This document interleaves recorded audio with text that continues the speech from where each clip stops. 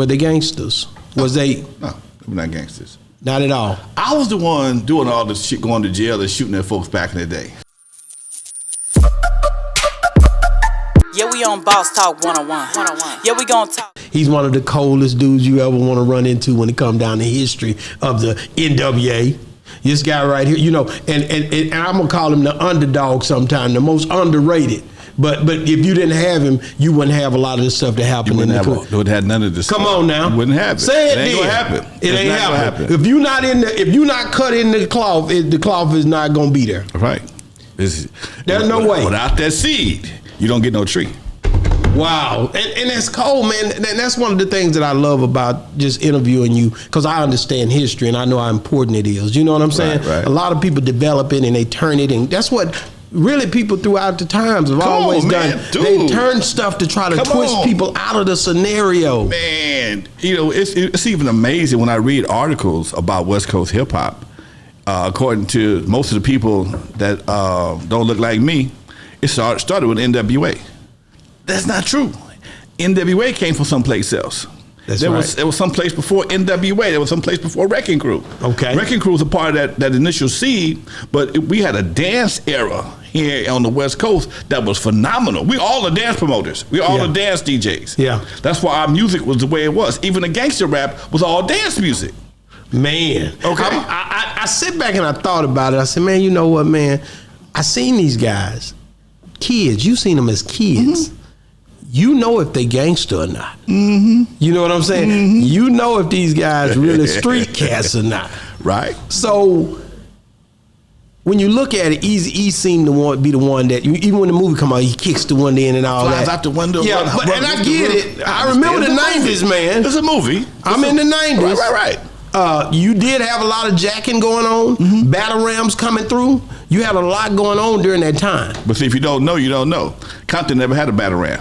Never had that one. That was the LAPD. Compton always had the Compton PD or the sheriff. Sheriff to have a battle ram. So that's our additive. That's an additive. Okay. So were these guys really, like when you look at Dr. Dre, when you look at Ren, Yella as kids coming up, when you look at all of these boys, even any of these boys, man, was they really like in the streets like that? Because you see them grow up.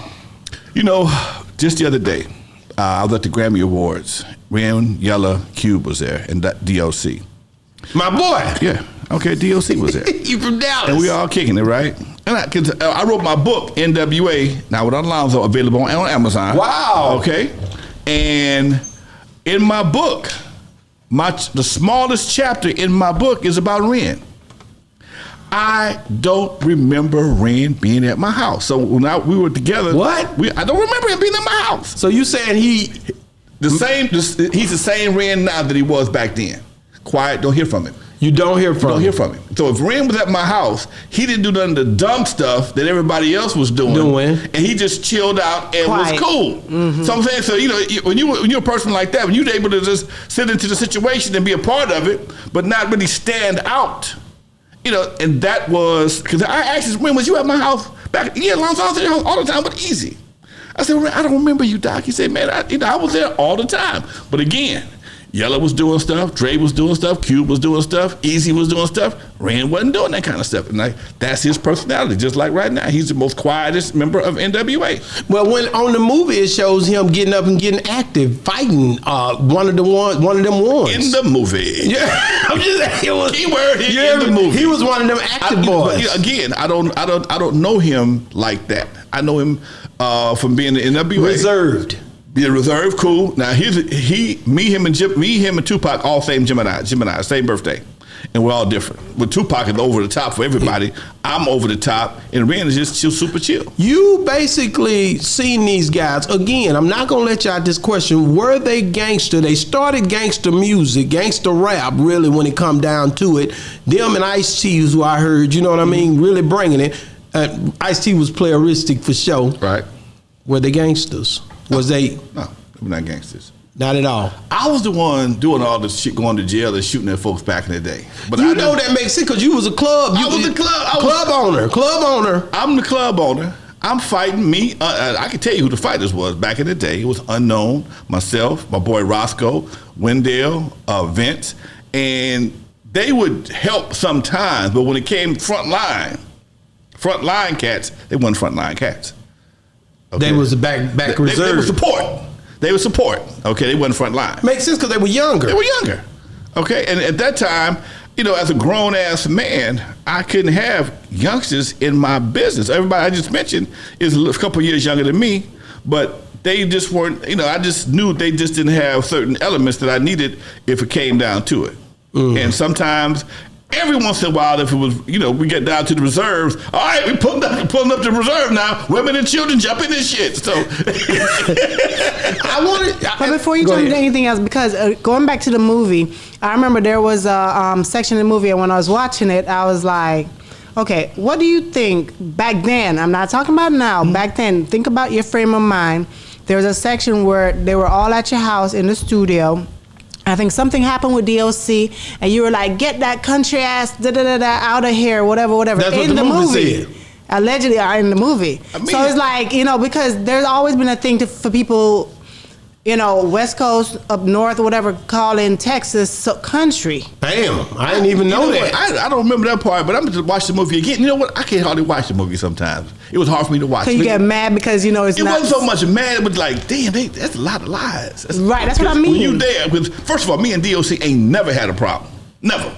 So I don't even know how that can be written into the movie. It might have been something. You sure that wasn't talking about them New York niggas that they had kicked out of there? No. That wasn't at that time.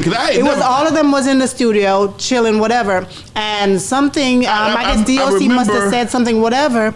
And he was like, get that. And he's like, I'm leaving anyway. That was right before he had the accident. He left. And then, no, that wasn't me. I was gone by then. No. But you know how when he left, then not right after they didn't show the accident. It was like a couple things happened, so you know time passed, and then but that was the last time in the movie. But it showed Alonzo saying that. Yeah, it was the last time. No.